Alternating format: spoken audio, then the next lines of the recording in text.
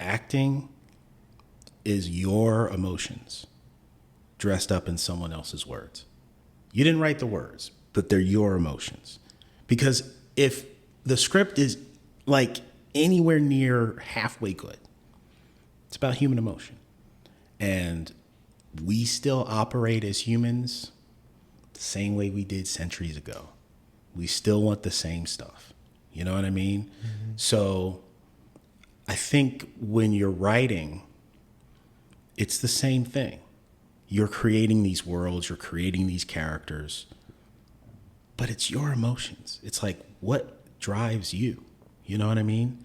Like, my book really is a revenge fantasy.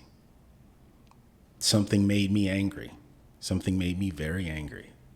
And I was able to take that, channel it into a character, into a story about this character wanting justice and not being able to get it. As the writer, I gave him an avenue where he could have power. And then you add things into it, like there's family. Like, is he the only one that's suffering injustice?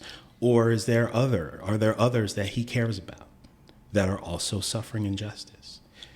Is there a woman that he is in love with, but he cannot help the way he would like to because of the injustice that he's dealing with? Is he limited or blocked from doing the thing that he wants to do? Is there a child? Does he need to get this situation rectified so that his child doesn't have to live the way he's having to live? Right? Yeah, no, you got me now. Right? And so now it's like, okay, well, what do? I'm blocked on every corner. I'm not allowed to do this. I'm punished if I do this. I can't do this. I can't do this. I can't do this. And then someone says, here's this. Here's this power, this supernatural power. And it's villainous, and it's evil, and it's brutal. But it'll get you what you want. But you have to make the ultimate sacrifice in order to use this power. So now how bad do you want it? Dang. God, that's the trailer right there. That's good, man. So I think that's the thing. I think you want to find these things within yourself that you feel deeply, that you can then translate and turn into these stories. This is why I think horror and fantasy and sci-fi are such great genres, because they allow you to explore a lot of different issues in a more abstract way, you know, especially horror. Like, to me, horror is like punk music, you know, punk's crazy and it's out there and it's loud and it's rebellious, but it's almost always talking about something.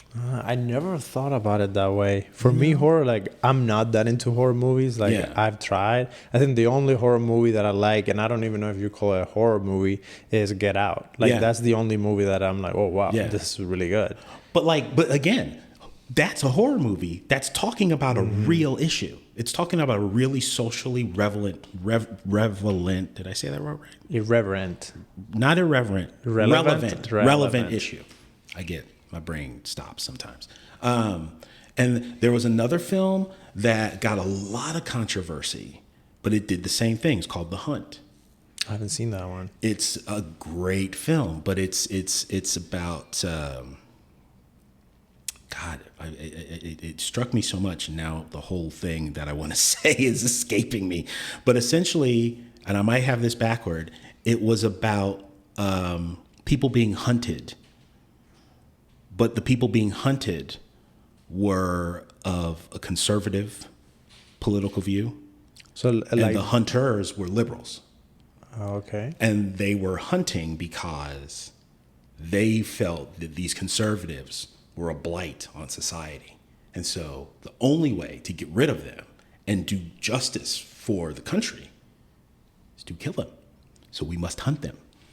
So we're talking about a horror movie, but we're also talking about a political state that's really relevant in our country right now because we're very much at odds. You know what I mean? Yeah. So I feel like those genres allow those issues to be explored and just in a more, to me, in a more thought-provoking way. Because if you just did a story about this Republican and this liberal and they don't like each other, it's like, okay, well, I can watch CNN and see that. You know what I mean? Yeah. But to like take it and put it in this whole different element, it allows you to, oh, okay, well, I can see, because it's a story. So you've got to show both points of view. Yeah. And it can come across as a caricature. Right. Because then like you just don't, like you won't buy it. You'll lose your audience. Yeah. Exactly. So it allows you to explore those different things. You know what I mean? And be like, okay, I see that. You know, in my book, the oppressive character, the antagonist, he's got a purpose too. You know, it's like, okay, yeah, I'm doing these things that people look at and they say that they're villainous. They say that they're horrible and they're brutal. And we know that they are. But at the same time, I'm building something. I've got a family. My dad was a piece of shit. I'm not going to follow that because I've got a son. I need to leave a legacy for him. And I'm not letting anything get in the way with that. So whatever you think you should have or whatever you think your human rights are secondary to what I want. Because this is mine. Everything is mine. I own this. I run it. So, okay, I'm seeing where this person is coming from. There's a different thing. So, you know, it allows your reader or your viewer to sort of sit back and go, wow, okay, that's where the juice is. Mm-hmm. Because you're bringing up that stuff from your own feelings, your own emotions. And if they're relatable enough, it hits the person that you're reading. You know what I mean? That's what you want to do. You want to hit that person where you live. Because more often than not, they're living in that same place. Whether they're on the opposite side of what you're feeling or not. You know what I mean? You want to hit that space. And you can only hit that space if you're coming from it authentically with yourself. Yeah. You know? That's awesome, man. I think that's what the power of stories, and that's why we need to keep doing this and keep doing what we're doing. And I think like talking about all of this and seeing those movies, as long as the people making the film have like an honest desire to connect with a human part, I think that advances and it makes everything better. The thing that I'm afraid is when people produce pieces and they have a biased view, because stories are really powerful. Yeah. So if you don't realize that you don't know everything and that whatever you see and how you see the world is always biased, so you need to be open and try to find, like the way that you're trying, bring in, okay, this story from this side and this other story from this side, right, and trying to see it from both sides. And then I'm still going to have a winner and a hero and a bad guy, but I'm going to play it in a way where you see both. I think those are powerful.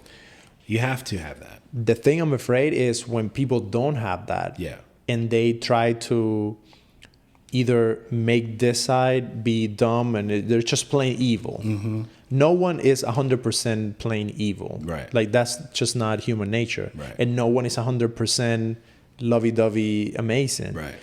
There was a film that was very interesting about World War II has always been in the movies where the Germans are bad and like everyone is going to shoot them. Right. So we had this movie on the Western Front where they tell the story from the German side of view. Mm-hmm.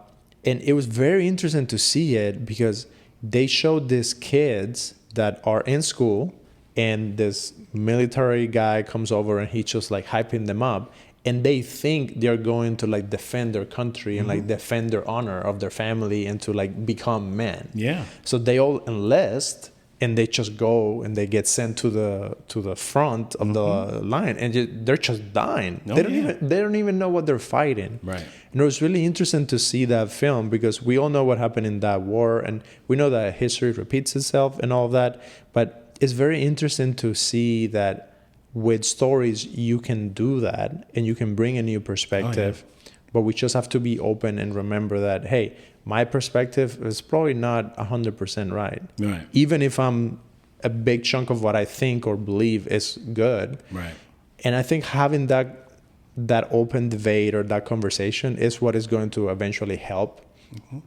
I come from another country. Like, I came to America, and to me, America is like the best place in the world. And to me, I just become sad whenever I hear people saying that America is horrible, like we're so divided, we're so terrible, we're so bad. I think we just need to talk it out. We just need to like have a conversation and have people from both sides try to find a way to be good together, because we're not going to be good in the future. Like 100 years from now, if we keep fighting against each other, it's not going to be good for anybody. You know, I mean, I think everything old is new again, right? You know, and everybody has a different experience. Thank you guys so much for watching. If you like this episode, check out this other interview with my buddy Tyler Morey, where we talk about scripts, screenwriting, and the whole thing. Thank you so much for watching, and we'll see you guys on another episode.